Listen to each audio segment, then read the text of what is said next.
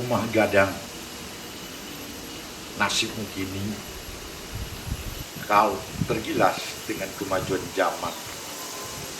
Akankah kamu pupus ditelan masa seiring hilangnya identitas? Assalamualaikum warahmatullahi wabarakatuh. Penonton YouTube yang berbahagia, kita bertemu kembali dalam kupasan Rumah Gadang. Sebelum kita menyaksikan uraian Rumah Gadang, jangan lupa para penonton untuk like, subscribe, komen, atau membagikannya ke sosial media dengan tujuan berbagi informasi. Penonton yang berbahagia, Rumah Gadang merupakan rumah adat.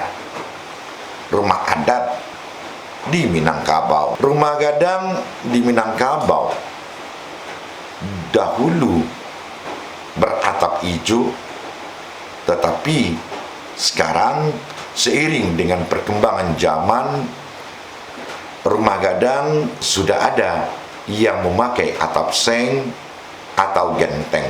Rumah gadang berbentuk rumah panggung, mulai dibangun pada zaman pemerintahan kerajaan kedua Minangkabau, yaitu pada masa Datuk Katumbang Guangan dan Datuk Parpatiah Nan Sabatang, kira-kira dalam abad ketiga Masehi. Sebutan rumah gadang tidak cocok dan tidak enak dan lari dari makna sesungguhnya kalau kita sebut dengan rumah besar atau rumah gadang.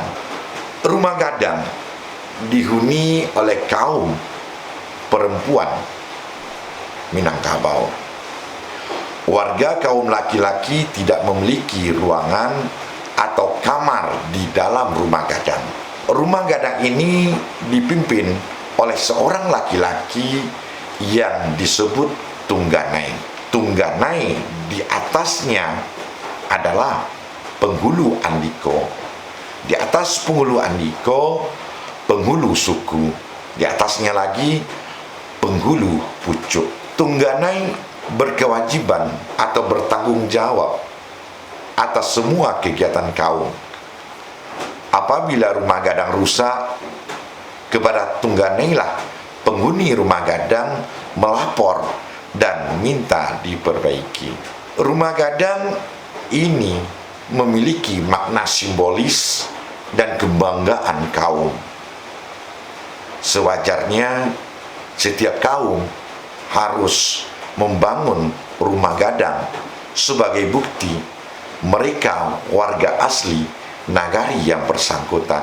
Rumah gadang dibangun dengan ruangan 3 sampai 9 atau dengan bilangan yang berjumlah ganjil.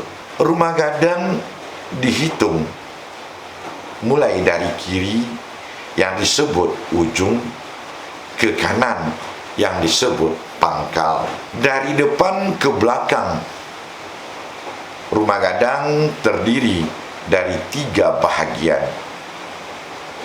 Bahagian ketiga dari depan dijadikan kamar-kamar. Gonjong pada atap rumah gadang memiliki makna status sosial.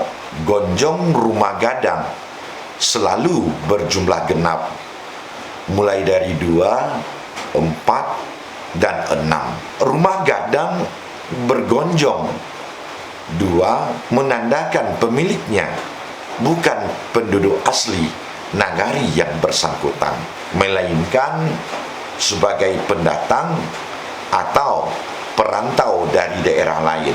Bergonjong 4 merupakan rumah gadang yang pemiliknya merupakan penduduk asli daerah yang bersangkutan.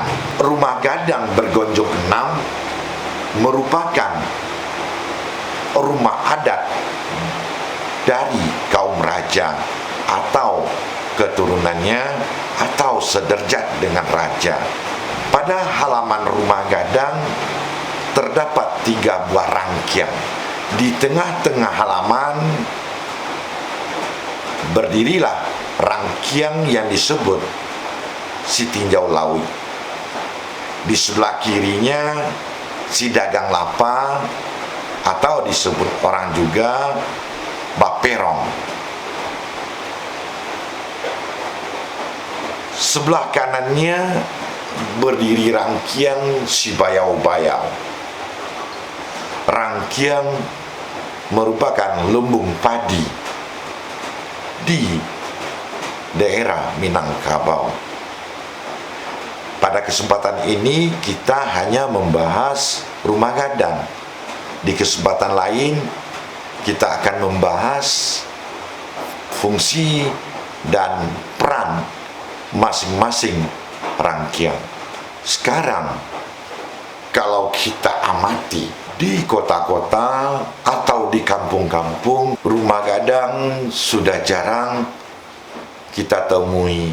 Rumah gadang sudah banyak diganti dengan rumah beton atau rumah permanen. Padahal rumah gadang memiliki keuntungan di samping dia merupakan tahan gempa. Apakah rumah gadang nanti akan sirna?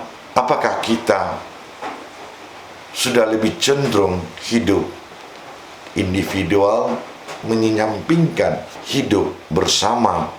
Gurindam Minang menyatakan, merantau nini dari Minang menuju Lawi Baharullah, tiba dirantau jadi rajo, adai kok tinggal di belakang, tiri kok datang dari bawah, bak apoko caro manyumbeknya, adai dipakai baru, kain dipakai usang, gulai kacang dalam balango, masak sanjo dimakan pagi, dimakan anak mudo-mudo, aso adai duo limbago, pakaian kito dalam nagari, bingung jo miskin jan talendo. Pemirsa, itu akhir kata kita cukupkan pertemuan kita. Assalamualaikum warahmatullahi wabarakatuh.